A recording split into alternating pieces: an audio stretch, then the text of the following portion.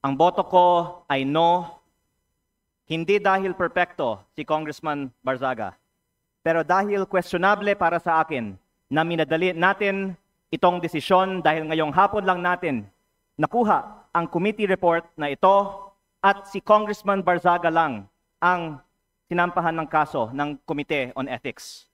Ang boto ko ay no, lalo na dahil inuuna natin ang kaso niya kaysa sa mga mas seryosong isyong kinakaharap ng isa sa mga kasamahan natin. Isang kapwa kong Batanggenyo na nandito ngayon na bumoto sa kaso ni Congressman Barzaga. Hindi ba nakakahiya maging miyembro ng Kongreso dahil parang naging normal na meron tayong isang kasamahan na inakusahan na nagbayad para sa mahigit 100 billion pesos ng mga kontrata sa DPWH?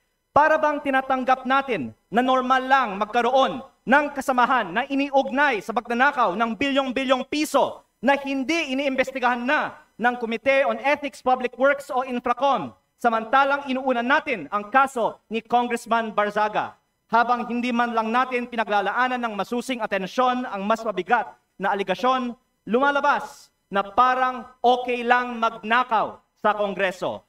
Nakatala na sa kasaysayan na sa gitna ng matinding kontrobersiya sa korupsyon, ito ang inuna ng Kongreso at parang lang walang mali sa ginagawa ng isa sa ating kasamahan at tayo mismo ay ngayon sumisira sa imahe ng Kongreso. Mahiya naman tayo.